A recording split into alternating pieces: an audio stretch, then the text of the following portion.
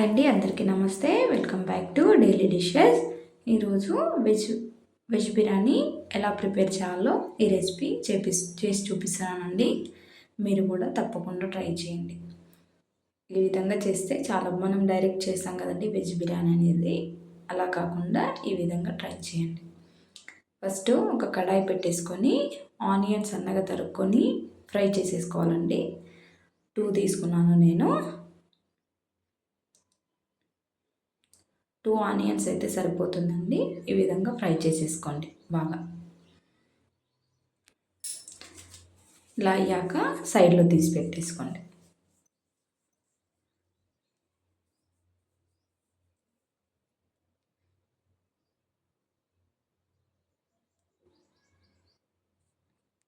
ఇప్పుడు నెక్స్ట్ చూడండి, vegetable direct వేయకుండా ఈ విధంగా కలుపుకోండి. ఒక పొటాటో తీసుకున్నానండి, పెద్ద సైజు పొటాటో,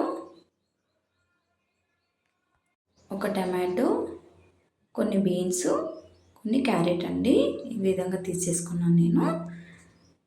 తీసేసుకొని నెక్స్ట్ ఒక కప్పు కర్డ్ తీసుకున్నానండి. ఒక కప్ అయితే అవుతుంది ఇది కర్డ్ అనేది.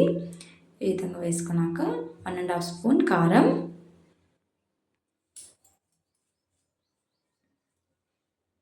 ధనియాల పొడి అండి, 1.5 స్పూన్ ధనియాల పొడి,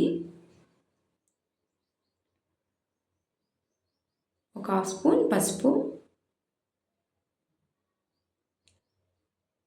1 స్పూన్ సాల్ట్ వేసేసుకొని కలిపేసుకోండి. మొత్తం వెజిటేబుల్స్కి పట్టేలాగా కలిపేసుకోండి. నెక్స్ట్ చూడండి, రైస్ 2 గ్లాస్ తీసుకుంటున్నాను నేను. 2 గ్లాస్ తీసుకొని వాష్ చేసి సైడ్లో పెట్టేసుకోండి.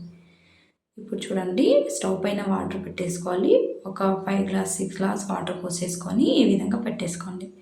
దీంట్లో మనకి నచ్చినవి ఏవైనా వేసేసుకోవచ్చండి. నేను సాజీరా, కొంచెం ధనియాల పొడి, కొంచెం కరివేపాకు, ఒక ముక్క దాల్చిన చెక్క అవన్నీ వేసేసుకున్నానండి. మీ దగ్గర ఏది అవైలబుల్ ఉంటే అది వేసేసుకోండి. 1 స్పూన్ సాల్ట్,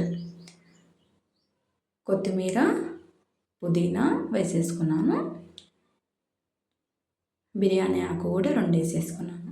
కొంచెం వాటర్ మరిగాక రైస్ వేసేసుకోవాలండి. ఇప్పుడు చూడండి, ఈ విధంగా వేసేసుకొని ఒకసారి కలుపుకోవాలి. రైస్ మొత్తం వేసేసుకోండి. వేసేసుకొని ఒకసారి కలుపుకోండి. ఇప్పుడు చూడండి, పోపు కోసం మళ్ళీ అదే కడాయిలో ఒక 2 స్పూన్ ఆయిల్ వేసేసుకొని బిర్యానీ ఆకు, ఒక దాల్చిన చెక్క, షాజీరా, కరివేపాకు, కొన్ని కాజు వేసుకున్నానండి. ఇవన్నీ వేసేసుకొని ఒకసారి కలుపుకోండి. ఇప్పుడు కలిపి పెట్టుకున్న వెజిటేబుల్స్ ఉన్నాయి కదండి, అది విధిలో వేసేసుకొని ఒకసారి చూడండి ఈ విధంగా వేసేసుకోండి. వేసేసుకొని కొంచెం కలుపుకోవాలండి. వెజిటేబుల్స్ అనేది కొంచెం ఉడికించుకోవాలి.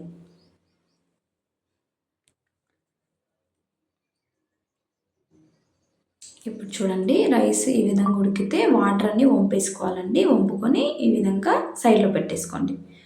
ఇప్పుడు ఇది కూరగాయలు ఉడికినాక దాంట్లో కొంచెం కొత్తిమీర, పుదీనా వేసేసుకొని ఒకసారి కలుపుకొని ఈ రైస్ అనేది దాంట్లో వేసేసుకోవాలండి. స్పూన్తో ఈ విధంగా వేసేసుకోండి.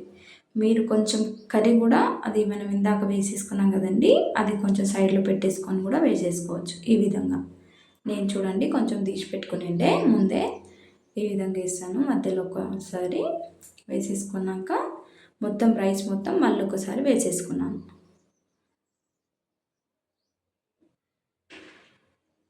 వేసేసుకున్నాక ఆనియన్స్ మనం ఫ్రై చేసి సైడ్లో పెట్టుకున్నాం కదండి ఫస్టే, అది వేసుకొని కొంచెం కొత్తిమీర కూడా వేసేసుకున్నాను.